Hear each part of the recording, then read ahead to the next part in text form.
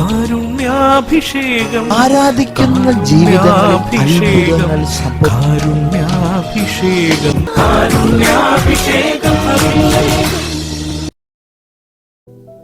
ഈശോയിൽ പ്രിയമുള്ളവരെ, നമ്മൾ പത്രോസിനെ ഒന്നും കൂടി നമുക്ക് അടുത്ത് നിർത്തി ഒന്ന് നമുക്ക് ധ്യാനിക്കാം. പത്രോസിനെ ഈശോ ഗെത്സമൻ തോട്ടത്തിലേക്ക് കൊണ്ടുപോയി പ്രാർത്ഥിക്കാൻ വേണ്ടി. കൂടെ യാക്കോബിനെയും യോഹന്നാനെയും കൂടെ ചേർത്തു. ഈശോ തീവ്രമായ വേദന അനുഭവിക്കുന്ന സമയത്ത് അവരുടെ അടുത്ത് വന്ന് പ്രാർത്ഥന ചോദിക്കുന്നുണ്ട്. പക്ഷെ അവർ ക്ഷീണം കൊണ്ട് ഉറങ്ങിപ്പോയി. നമുക്കൊക്കെ പലപ്പോഴും ക്ഷീണം വരുമില്ലേ, പ്രാർത്ഥന മാറ്റിവെക്കില്ലേ, ഉറങ്ങാറില്ലേ? അതിനിടയിലാണ് യഹൂദര് പടയാളികളുമായി വന്ന് ഈശോയെ പിടിക്കാൻ പരിശ്രമിക്കുന്നു. അപ്പോൾ പത്രോസ് എന്ത് ചെയ്യുന്നു? വാളെടുത്ത് രാജസേവകൻ്റെ ഭൃത്തിനെ വെട്ടുകയാണ്. അതായത് മീൻ വെട്ടി പരിചയമുള്ള പത്രോസ് ഈ മീനെ വെട്ടുമ്പോൾ ആദ്യം എന്ത് ചെയ്യും? അതിൻ്റെ വാല് വെട്ടും, പിന്നെ അതിൻ്റെ ചെകിള വെട്ടും. അതിൻ്റെ അവിടെ ചെകിളയുടെ അവിടെ 2 സാധനം ഉണ്ടാവും. അതുപോലെ അതുപോലെ തന്നെ മീനെ വെട്ടുന്നത് പോലെ കൃത്യം ആ സൈഡിലത്തെ ചെവിയാണ് പത്രോസ് വെട്ടിയത്. പ്രിയമുള്ളവരെ, വാളെടുത്ത് വെട്ടാൻ പലർക്കും എളുപ്പമാണ്. പക്ഷെ നാവ് കൊണ്ട് യേശുവിന് വേണ്ടി വാദിക്കാൻ, അതാണ് പ്രയാസം. ഈ 2 കാര്യങ്ങളിൽ പത്രോസിന് എളുപ്പം ചെയ്യാൻ പറ്റിയത് ഏതായിരുന്നു? വാളെടുത്ത് വെട്ടുക എന്നുള്ളതാണ്. പക്ഷെ അവന് വേണ്ടി സാക്ഷ്യപ്പെടുത്തുവാൻ പത്രോസിന് സാധിച്ചില്ല. നമ്മുടെയൊക്കെ ജീവിതത്തിൽ ഈശോയ്ക്ക് വേണ്ടി വാള് വീശാൻ, പടവെട്ടാൻ ആളുകളുണ്ടാവും. പക്ഷെ ഈശോയ്ക്ക് വേണ്ടി ജീവിക്കാൻ, ഈശോയ്ക്ക് വേണ്ടി സാക്ഷ്യം പറയാൻ, നാവ് കൊണ്ട് ലോകത്തിൻ്റെ മുമ്പിൽ യേശു രക്ഷകനാണെന്ന് പറയാൻ, അതാണ് ഇവിടെ.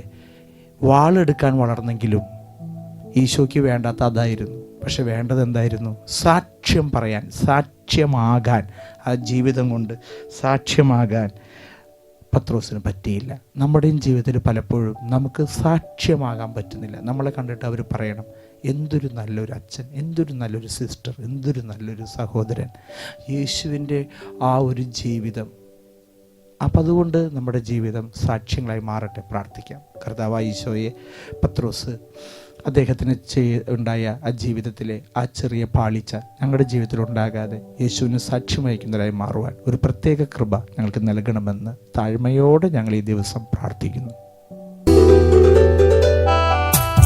സ്വന്തമുണ്ടെങ്കിലും ബന്ധമുണ്ടെങ്കിലും ഉള്ളിനുള്ളിൽ നീ ഒറ്റയ്ക്കല്ലേ.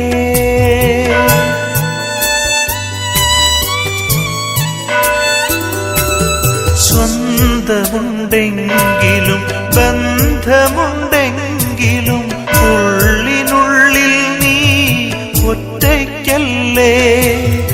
ഏകനാണെങ്കിലും ഏഴയാണെങ്കിലും ദൈവമെന്നെന്നും കൂട്ടായില്ലേ. ഏകനാണെങ്കിലും ഏഴയാണെങ്കിലും ദൈവമെന്നെന്നും കൂട്ടായില്ലേ. പരിശുദ്ധ പരമദിവ്യകാരുണ്യത്തിന് നേരം ആരാധനയും സ്തുതിയും പുകഴ്ചയുണ്ടായിരിക്കട്ടെ. പരിശുദ്ധ പരമദിവ്യകാരുണ്യത്തിന് നേരം ആരാധനയും സ്തുതിയും പുകഴ്ചയുണ്ടായിരിക്കട്ടെ. പരിശുദ്ധ പരമദിവ്യകാരുണ്യത്തിന് നേരം ആരാധനയും സ്തുതിയും പുകഴ്ചയുണ്ടായിരിക്കട്ടെ.